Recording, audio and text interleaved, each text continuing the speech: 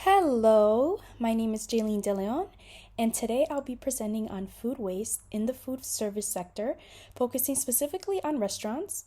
This presentation explores how restaurants manage food waste, the impacts on the materials economy, and the environmental consequences. I'll also share insights from the local data and fact check AI generated claims.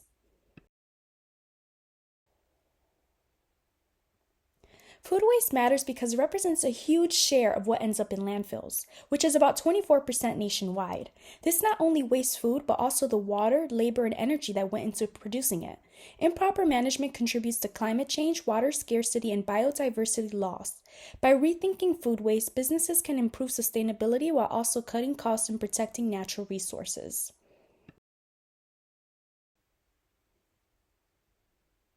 For this project, I selected the food service sector, specifically restaurants.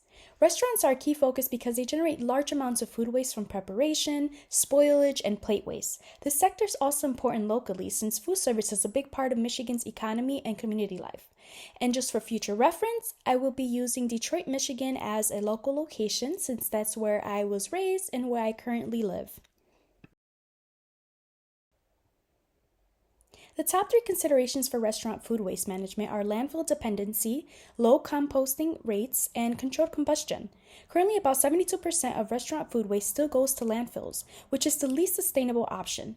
Only 8% is composted, missing opportunities to return nutrients to the soil. Around 17% goes to controlled combustion, which recovers some energy but still loses most resource value.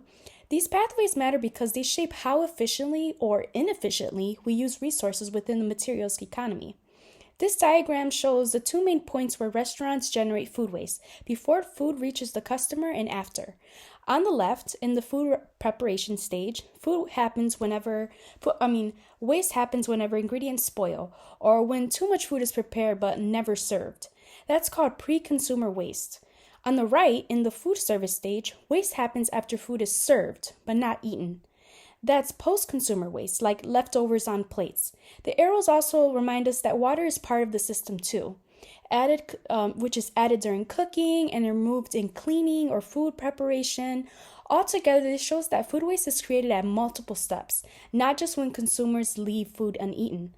Managing both pre-consumer and post-consumer waste is key if restaurants want to cut cost and keep resources circulating in the materials economy. In terms of the material economy, landfilling means losing valuable inputs like water, labor, and energy.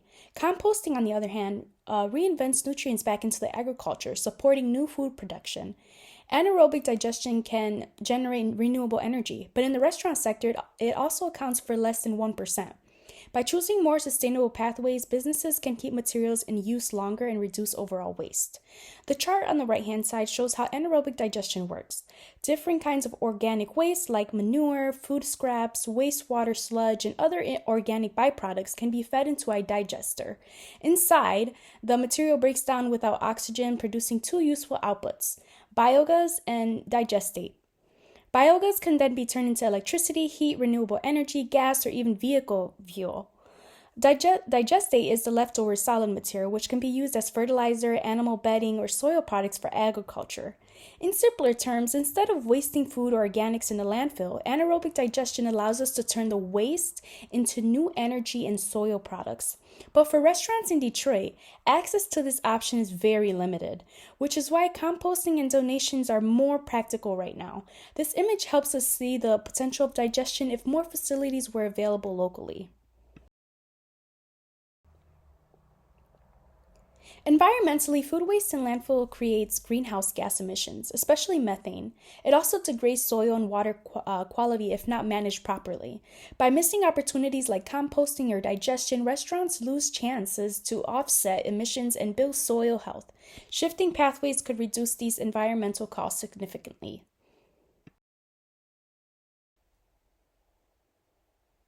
In local communities like here in Michigan, restaurants face high disposal costs because landfilling contracts dominate. Composting facilities are limited, making it difficult for businesses to adopt greener practices. These local challenges show how infrastructure directly impacts food waste management options. So, I have started with the fact check number one. This is when I started talking to AI, asking it questions, seeing what it gave back to me, and also fact checking it to verify if what it said was correct. AI claimed that my city diverts around 50% of restaurant food waste to compost, but verified municipal data shows that composting rates are actually closer to 8 to 10%. This highlights the importance of fact-checking AI responses with local reports since real-world data can be much more lower than estimates. Now, the pie on the right-hand side shows the overall composition of municipal solid waste in the U.S. Food waste makes up the largest share at 24.1%. Which is bigger than plastics, paper, and metals. That means food waste is one of the most significant contributors to our landfills. What's important to notice here is how much potential there is to recover these resources, whether through composting, donations, or prevention, rather than letting them go to waste. In my local context, while AI estimated 15% of restaurant food waste is composted, the actual number is close to 8 to 10%. This shows how wide the gap is still between what could be diverted and what is really happening, making food waste management a key area for improvement.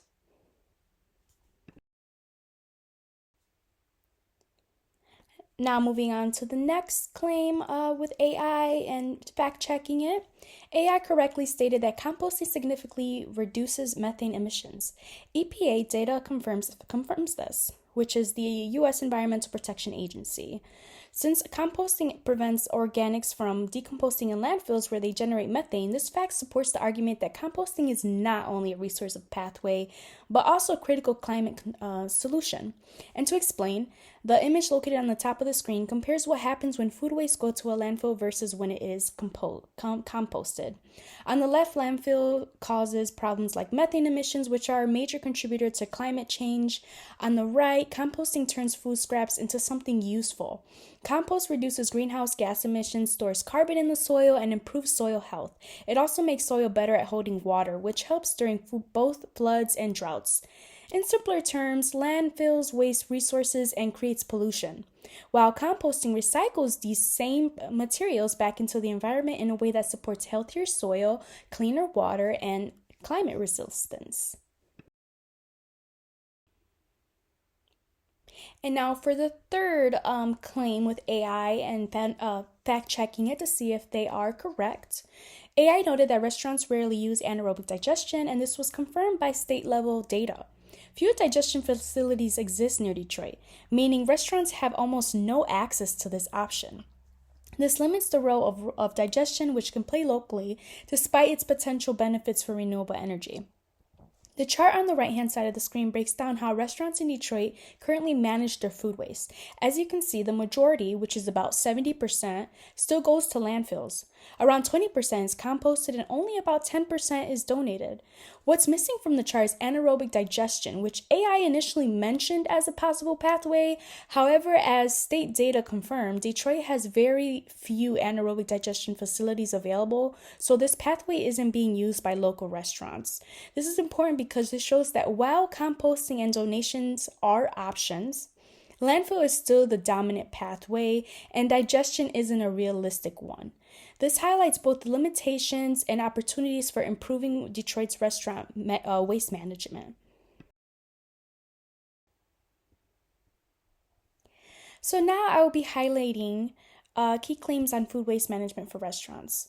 So my first claim is plate waste is actually a large controllable food waste stream. According to the EPA's 2019 Waste Food Report, plate waste is one of the top categories of restaurant food waste, even more than spoilage or separation waste. From a materials economy perspective, this is critical because prevention keeps food at its highest possible value, which is human consumption, rather than letting it lose value once it becomes waste.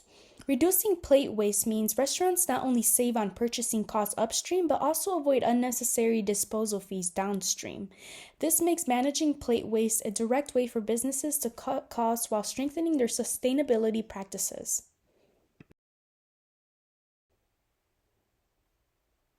My second claim focuses on composting.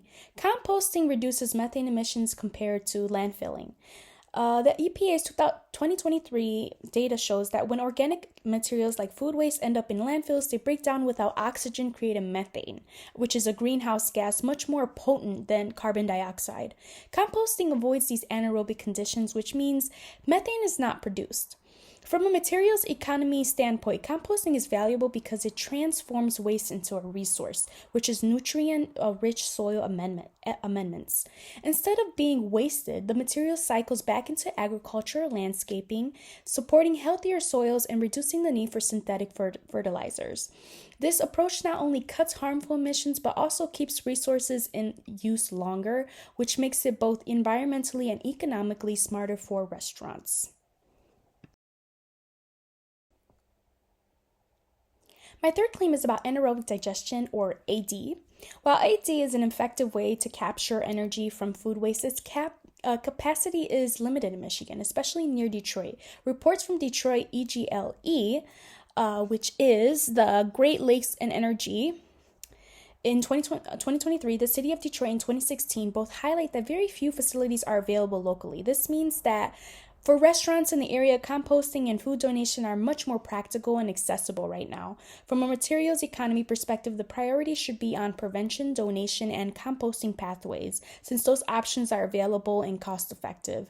If AD capacity expands in the future, it could become an additional tool for resource recovery, but at the present time, businesses should focus on their efforts in the system they can realistically access.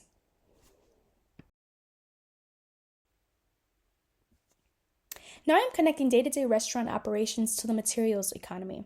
In other words, how our handling materials drives cost, waste, and emissions. First, unsorted prep scraps becomes a methane liability in landfills. The fix is simple design. Place paired landfill/organic stations in both back and front of the house, use color-coded bins, and give shift starters trainings with photo signage that turns waste into a compost input. High lunch plate waste hurts food costs and signals over-serving. We can right size, which is using menu engineering, default to smaller portions with opt-in extras, and track plate returns to verify. Weekend spoilage spikes point to forecasting gaps. Solutions are FIFO, tighter prep batch sizes, cross-utilizing ingredients across menu items, and a quick demand forecast based on reservations and POS history. If there's no nearby anaerobic digester, we prioritize a commercial compost hauler now while exploring co-digestion pilots with the local wastewater utility for the medium term. Staff turnover leads to inconsistency, so we bake in micro trainings, weekly bin sorting audits, and recognize that teams that hit diversion targets. Finally, organics contamination cause hauler rejections. Clearly labeled bins with pictures plus line checks and custodial SOPs keep contamination low. Across these actions, we'll track 3 metrics: diversion rate percentage, food cost per cover, and contamination rate. That closes the loop operationally and supports both margins and sustainabilities. This chart summarizes the main operational problems tied to restaurant food waste and connects them to their implications and potential actions. First, we see that high food waste costs, such as spoilage, plate waste, and disposal fees, directly increase operational expenses. The best way to address this by improving inventory control and coordinating more closely with suppliers to reduce over-ordering. Secondly, the heavy reliance on landfills bring risk, both financial and regulatory. Landfills generate methane and are increasing targeted by environmental policies. Forming composting partnerships give businesses a pathway to reduce landfill dependency while also strengthening sustainability practices. Third, the chart highlights missed resource recovery opportunities. Since composting and donations are often underutilized, this results in lost cost savings and a weaker sustainability brand. Training staff on proportioning and expanding donation programs can turn waste into community benefits and brand value. Overall, the chart shows that food waste isn't just an environmental issue. It has real operational costs and risks, but with targeted strategies, it can be managed to improve efficiency, compliance, and public image. When I compared AI's claim to real data, I realized my follow-up questions needed to be sharper and more locally focused. So I reframed them to strengthen the connection to Detroit and the materials economy. The first question is, what partnerships or shared service models could Detroit's restaurants use to increase composting access, and how would that benefit the city's materials economy? This pushes AI to focus on real collaborative solutions for businesses in my community. The second reframe question is, what state or city level incentives could encourage investments in anaerobic digestion near Detroit, and how would this shift reduce landfill dependency and generate local energy value? This moves beyond a generic answer and forces attention on both infrastructure and energy opportunities. Finally, I added a comparison question. How do Detroit's food waste management rates, like landfill, compost, and donation, compare to national averages, and what gaps in the materials economy does this reveal? This makes AI research more reliable since it combines local data with broader benchmarks. Together, these reframed questions creates more precise, actionable insights for businesses. For restaurants, there are several practical recommendations I also have. The restaurants should partner with composting services, train staff on separating food waste, and adopt tracking systems to monitor waste. These steps reduce disposal costs, improve sustainability credentials, and support the circular economy by keeping resources in use. Even small changes like measuring plate waste can identify savings and opportunities to redirect food waste before it's lost. This chart compares landfill, composting, and anaerobic digestion. Landfilling loses nearly all material value while creating methane. Composting, in contrast, recycles nutrients back into soils and reduces emissions. Anaerobic digestion is the most circular option because it produces both renewable energy and compost byproducts, but it's rarely available at restaurants locally. Visuals like this help show how choosing different pathways shapes both environmental outcomes and the materials economy. The key takeaways are that restaurants generate large amounts of food waste, most of it still goes to landfills, and composting offers the most immediate opportunity to reduce both waste and emissions. Locally, composting infrastructure is limited, which creates barriers. Fact-checking AI showed us that data can be inflated, so reliable resources are essential. Finally, restaurants can play a leading role in shifting food waste management towards more sustainable pathways.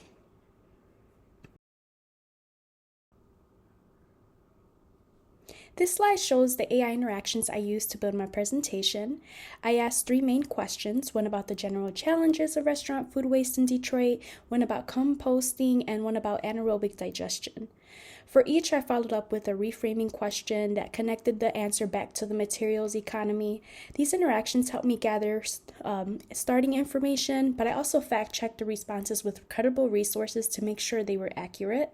This appendix shows the process and transparency of how AI was used as a research tool, and this is a transcript version of my evidence with my AI conversations. These references include EPA reports, municipal waste data, and academic sources that supported the analysis.